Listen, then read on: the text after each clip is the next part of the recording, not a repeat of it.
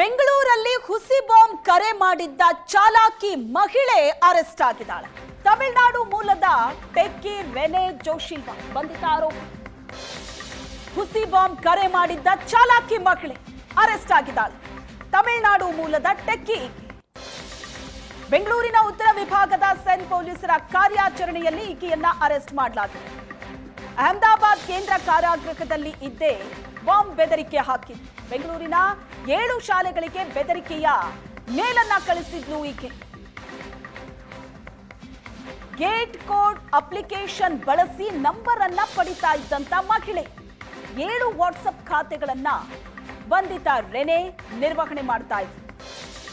Body warrant ಪಡೆದು ಗುಜರಾತ್ನಿಂದ ಪೊಲೀಸರು ಕರ್ಕೊಂಡು ಬಂದಿದ್ದಾರೆ. ಗುಜರಾತ್, ಮೈಸೂರು, ಚೆನ್ನೈ ಸೇರಿ ಹಲವು ಕಡೆ ಮಹಿಳೆ ವಿರುದ್ಧ ಕೇಸ್ ದಾಖಲಾಗಿದೆ. ಬಂಧಿತ ಟೆಕ್ಕಿ ರೆನೆ ಜೋಶಿಲ್ವಾ ಬೆದರಿಕೆ ಇಮೇಲ್ ಕಳಿಸಿದ್ದು ಯಾಕೆ? ಪ್ರಭಾಕರ್ ಅನ್ನೋ ಯುವಕನನ್ನ ಪ್ರೀತಿ ಮಾಡ್ತಾ ಇದ್ರು ಈಕೆ.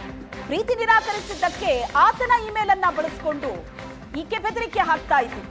ಫೆಬ್ರವರಿಯಲ್ಲಿ ಪ್ರಭಾಕರ್ಗೆ ಬೇರೊಂದು ಯುವತಿ ಜೊತೆ ಮದುವೆ ಆಯಿತು.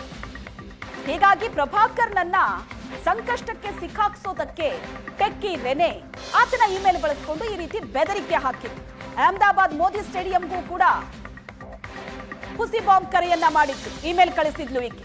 ಗುಜರಾತ್ನ ಹಲವು ಶಾಲೆಗಳಿಗೂ ಕೂಡ ಈಕೆ ಇಮೇಲ್ ಅನ್ನ ಕಳಿಸಿದ್ಲು.